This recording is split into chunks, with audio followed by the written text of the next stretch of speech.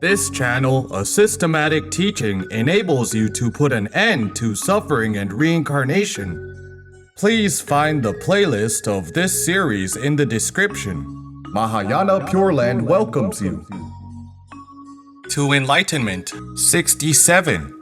Amitabha's 48 Great Vows. Regard the 5 ethical relationships as role-playing. In the last episode, we mentioned that there are 5 ethical relationships in our world: parents-children, siblings, husband-wife, leader-subordinate, and friends. And the beloved affection between family members makes them differentiate others as outsiders. They thus give rise to discrimination and attachment, and fall into endless reincarnation.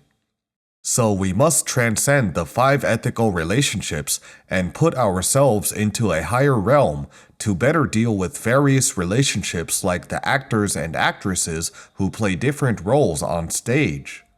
Whatever role you need to play, you play it. For example, if you are a husband, you play the role of a husband. If you are a wife, you play the role of a wife. As a mother, play the role of a mother. As a son, play the role of a son. When playing it, you do not attach to it, just like acting on stage. There are mother-son, husband-wife, as well as friends and siblings in the plot, yet they are not really in those relationships in their life. They are just acting, very lifelike. Why do they act lifelike? For liberating all beings. They demonstrate a good example for all beings, but do not attach to it in their hearts at all. As if the actors of husband and wife on stage love each other dearly to perform a harmonious family. You must not let other people see that the families who learned Buddhism are ruptured, because it will make them scared of learning Buddhism. You demonstrate husband and wife being courteous to each other like guests and happily together in harmony. Other people see it, thinking that learning Buddhism is great. Look how wonderful the husband and wife in that family are. We should learn from them. They came to ask you, "Why is your family so wonderful?" You said, "We have learned Buddhism.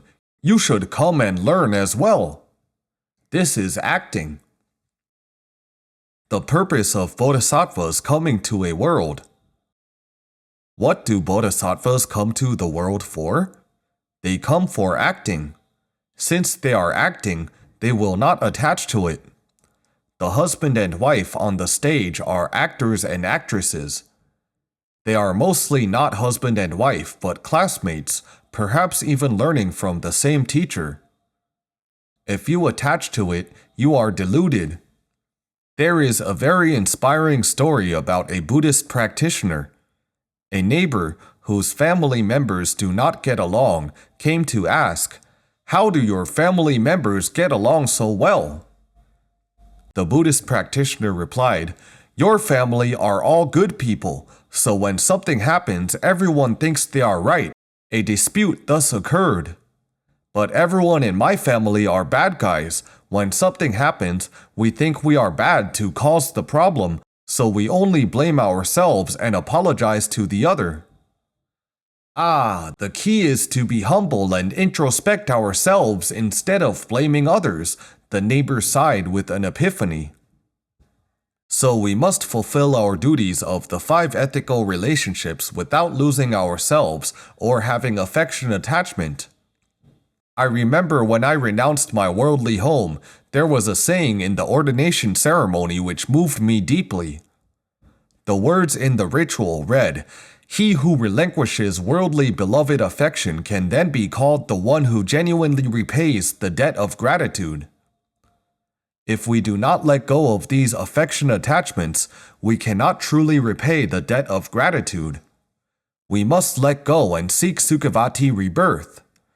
After we arrive in Sukhavati and become an Avaivartika bodhisattva, we can then come back with our future return vow to help our beloved ones.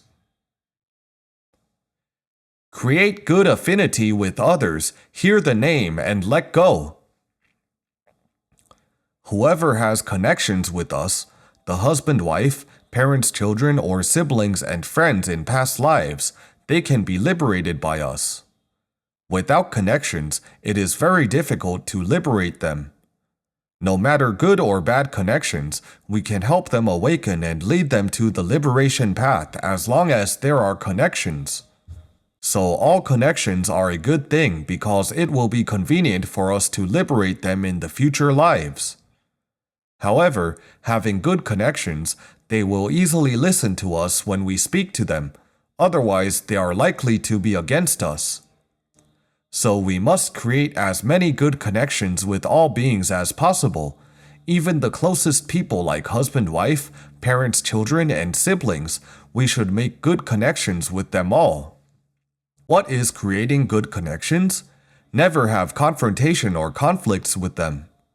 Do not create resentments with anyone. Whatever they want, we give it to them.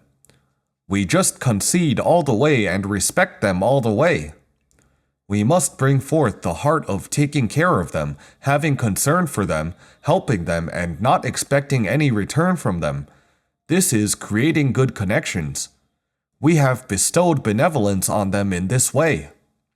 When we bestow benevolence on them, they may not feel grateful in this life, but you have planted good seeds in their alaya consciousness. These seeds will function and manifest in future lives.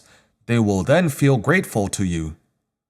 They do not remember things of past lives, but they will have good feelings towards you when seeing you. They will be willing to repay you because you had bestowed benevolence on them in a past life. This life they came to repay the benevolence. They are willing to listen to you. You then have the ability to easily lead them to the path of liberation. So now, before we leave the world, what do? In addition to reciting Amitabha, hearing the merits of Amitabha's name, and learning the sutra teachings, we must broadly create good connections with all beings, never create bad connections. This is the vow of being born through transformation in a lotus flower of the seven-jeweled pond. Although it speaks specifically of women here, men are no exception. Men, of course, should also detest the male body and aspire to be born to Amitabha's land.